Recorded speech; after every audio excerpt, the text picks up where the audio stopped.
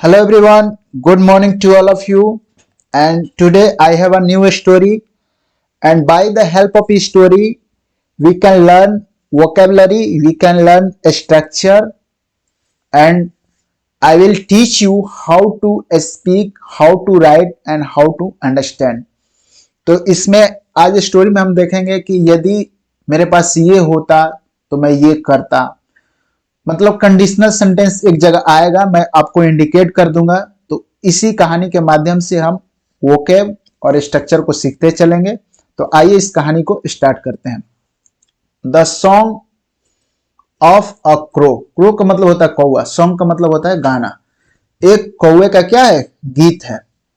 एक कौवे का गाना कि कौवा कैसे गाता है, इसी में एक स्टोरी है। इस स्टोरी को आप बचपन में सुने होंगे।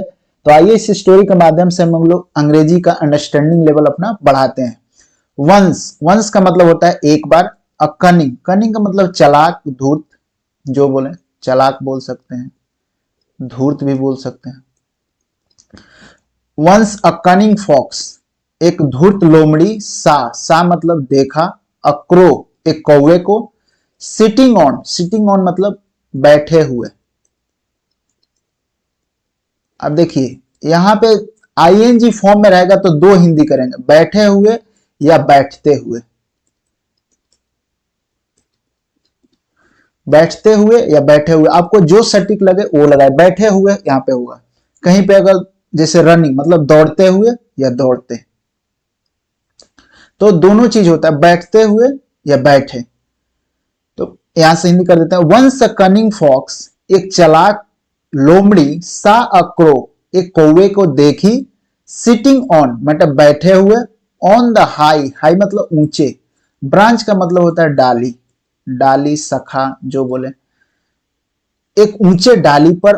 ऑफ अ ट्री, एक ट्री के ऊंचे डाली पर बैठे हुए देखी। विथ, विथ मतलब के साथ। A piece of cake, a piece of cake, देखिए यहां पे मैं बता देता हूं। अ पीस ऑफ केक मतलब ये एक फ्रेज है। फ्रेज जब होगा तो इसका होगा एक आसान काम।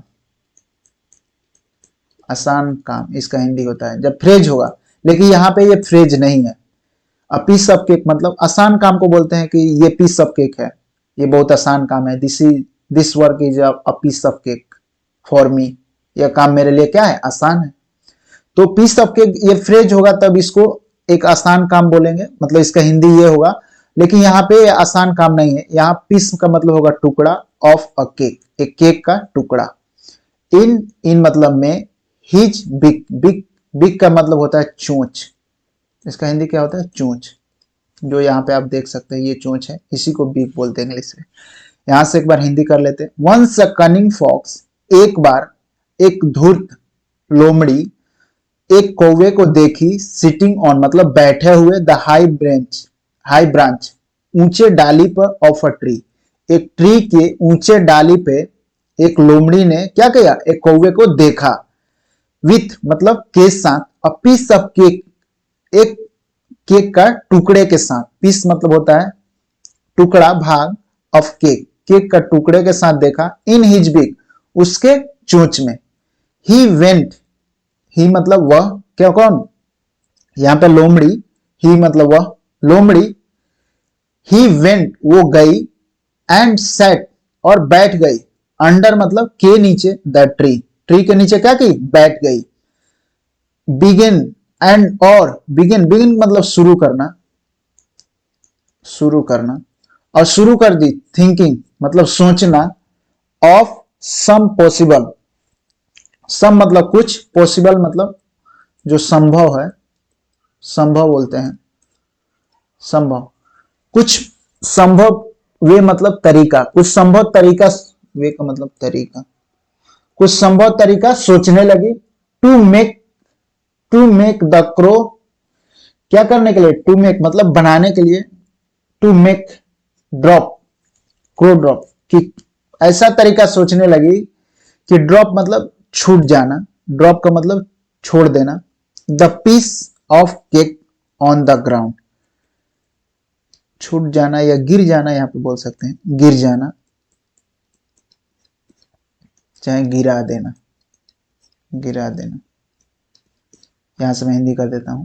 ही वेंट, वह गई, एंड सेट, और बैठ गई, अंडर द ट्री, ट्री के नीचे क्या की, बैठ गई, एंड, और, बिगेन थिंकिंग, और सोचना क्या कर दी, शुरू कर दी, ऑफ सम पॉसिबल वे, कुछ संभव तरीके से सोचना शुरू कर दी, to make the crow drop, कि to make the crow drop मतलब उसको गिराने के लिए सोचना शुरू कर दी, of cake on the ground, a piece of cake on ground, मतलब कि केक के टुकड़े को जमीन पर गिराने के लिए क्या कर दी, सोचना शुरू कर दी।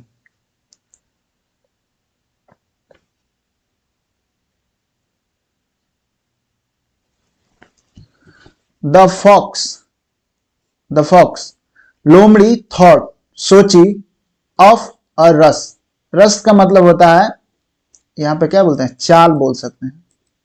एक चाल सोची, एंड सेड, और बोली, टू द क्रो, और क्रो से बोली, एक चाल सोची अपने मन में और क्रो से बोली, क्या बोलते हैं कि माय डियर, डियर का मतलब होता है यहां प्रिय, डियर का मतलब क्या होता है, प्रिय। माय डियर, मेरे प्रिय, you have everything, you have, तुम्हारे, यू हैव मतलब तुम्हारे पास है, एवरीथिंग मतलब सब कुछ। अब देखिए यहां से हिंदी कर दें। द फॉक्स थॉट, लोमड़ी ने सोची, ऑफ अ रस, रस का मतलब होता है चाल, एक चाल सोची, एंड सेड, और बोली, टू द क्रो, कौवे से बोली, माय डियर, मेरे प्रिय, यू हैव एवरीथिंग, तुम्हारे पास सब कुछ है, स्ट्रेंथ, स्ट्रेंथ का मतलब होता है शक्ति, शक्ति, मजबूती भी होता है, मजबूती। विजडम, विजडम का मतलब होता है बुद्धि, एंड गुड लुक, और मतलब सुंदरता, और लुकिंग, गुड लुकिंग हो मतलब कि अच्छे दिख रहे हो, तो बोले कि तुम्हारे पास सब कुछ है, स्ट्रेंथ है, शक्ति है, विजडम है, बुद्धि है, और गुड लुकिंग भी हो। ओनली, सिर्फ, इफ यू, यदि, यू हैड अ मेलोडुअस, मेलोडुअस का मतलब होता है मधुर, मधुर, वॉइस, वॉइस मतलब आवाज। देखिए जो मैं स्ट्रक्चर में आपको बताया था कि ये होता तो ये होता, वही स्ट्रक्चर यहाँ यूज किया गया है, इसी को आप स्पोकन में भी यूज कर सकते हैं। Only you, if you have, you had, यदि, यू हैव, यदि तुम्हारे पास होता, अ मेलोडुअस, एक मधुर आवाज, you would have been all perfect, तब तुम क्या हो जाते, तब तुम पूर्ण हो जाते, तब तुम परफेक्ट हो जाते।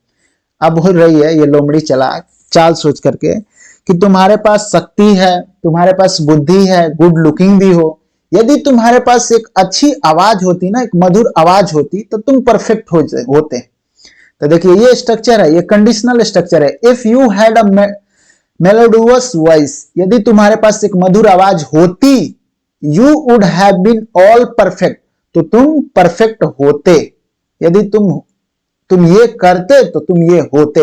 ये कंडीशनल सेंटेंस है, आपको ये पढ़ते पढ़ते आ जाएगा। इसका दूसरा भाग भी एक आता है जिसको भी पास्ट में हम लोग यूज कर सकते, यदि मैं राजा होता तो मैं गरीबों की मदद करता, तो if I were a king I would help the poor. ये दूसरे टाइप का कंडीशनल है, ये तीसरे टाइप का कंडीशनल है। कंडीशनल मुश्किल से 5 या 6 ही है। मैं इसको कहानी में जैसे आएगा मैं बताऊंगा, चाहे यदि मैं ग्रामर पढ़ाना स्टार्ट करूंगा तो मैं उसमें इसको जिक्र करूंगा। तो आइए यहां से मैं हिंदी कर देता हूं एक बार। तो वो एक चाल सोचती है और क्या बोलती है कि तुम्हारे पास शक्ति है, मजबूती है और गुड लुकिंग भी है, यदि तुम्हारे पास एक अच्छी आवाज होती तो तुम परफेक्ट होते। In order, in order not to let down, in order not to let down is vanity. Vanity का मतलब होता है घमंड, इसका मतलब क्या होता है, घमंड। और घमंड, अहंकार, ईगो का मतलब होता है अहंकार बोल सकते हैं, अहंकार, घमंड, ये दोनों साइनो ही है। इन ऑर्डर, इस क्रम में, इन ऑर्डर मतलब इस क्रम में, इस क्रम में मतलब बोली, नॉट लेट डाउन कि नीचे ना हो जाए, हिज वैनिटी मतलब उसको डर ये भी था कि ये मतलब मेरा चाल समझ ना जाए, इस मतलब ऑर्डर में बोली, इस क्रम में बोली कि हिज वैनिटी, उसकी जो घमंड था, अहंकार था, और ईगो जो उसका अहंकार घमंड जो भी बोलिए, दोनों साइनो है, घमंड और ईगो, ईगो, वैनिटी, ये दोनों साइनो है। तो इस क्रम में बोले कि उसका अहंकार को चोट न पहुंचे। द क्रो, जो कौवा था, बिगन, बिगन मतलब शुरू किया, टू सिंग, गाना क्या किया, वो शुरू कर दिया। एंड, और, as soon as, as soon as ये फ्रेज है। एज सुन एज मतलब जैसे ही, जैसे ही ओपन, उसने खोला, हिज बिक, अपने चोंच को जैसे ही उसने खोला, द पीस ऑफ केक, जो केक का टुकड़ा था, फेल ऑन मतलब गिर गया, द ग्राउंड, ग्राउंड पे गिर गया। द फॉक्स, जो लोमड़ी थी, ग्रैब्ड, ग्रैब्ड का मतलब होता है पकड़ना। द फॉक्स ग्रैब्ड, लोमड़ी ने पकड़ा, इट, इसको, एट वंस, एक बार में, एक बार में क्या कर लिया, लोमड़ी ने इसको पकड़ लिया। देन, तब, ही सेड, उसने बोला, टू द क्रो, कौवे को, यू आर मोर इम्परफेक्ट, अब बोल रही है कि you are more imperfect, imperfect मतलब अपूर्ण हो, तुम बहुत ज्यादा अपूर्ण हो, इन द सेंस, इस भावना में, दैट कि योर ईगो, तुम्हारा जो घमंड है, इज बिगर देन, तुम्हारा घमंड है, बिगर देन मतलब बड़ा है, किससे बड़ा है, विजडम, तुम्हारे बुद्धि से तुम्हारा घमंड बड़ा है।